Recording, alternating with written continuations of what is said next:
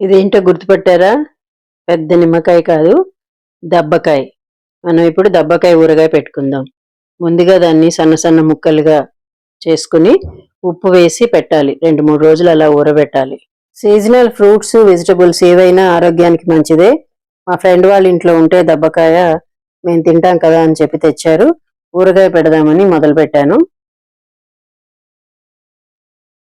ఉప్పు, పసుపు వేసి 2-3 రోజులు ఊరబెట్టిన దబ్బకాయలో 2 స్పూన్ల ఆవపిండి, 1 స్పూన్ మెంతిపిండి, ఇవి నేను ముందే వేయించి కొట్టి పెట్టుకున్నవి కాబట్టి నా దగ్గర రెడీగా ఉంటాయి, వేసేసుకున్నాను. మీరు వేయించుకుని మిక్సీ పట్టుకోండి. చల్లారాక కారం, తగినంత కారం, ఉప్పు ఇంతకు ముందే వేసుకున్నాం కాబట్టి మళ్ళీ ఇప్పుడు అవసరం అవుతుందా అనేది కలిపి చూసుకొని అప్పుడు వేసుకోండి అవసరమైతే.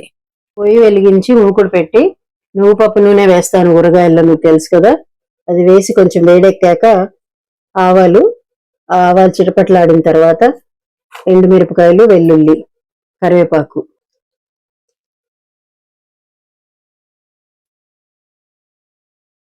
వెల్లుల్లి వేస్తే ఇంగువ వేయక్కర్లేదు, అయినా నేను వాసన కోసం కొంచెం ఇంగువ కూడా వేసుకుంటున్నాను. వెల్లుల్లి నచ్చని వాళ్ళు వెల్లుల్లి మానేయచ్చు. వేగిన తర్వాత స్టవ్ ఆఫ్ చేసేసి నూనె చల్లారిన తర్వాతనే ఊరగాయలో కలపాలి. అంతే, రెడీ. నూనె కలిపేసాను, పోపేసింది, సరిగ్గా సరిపోయింది. ఇది చక్కగా పెరుగులోకి, అన్నంలోకి కూడా చాలా బాగుంటుంది. కొంచెం పుల్ల పుల్లగా, కొద్దిగా చిరు చేదుగా మగ్గితే ఆ చేదు కూడా ఉండదు. చేస్తారా మరి?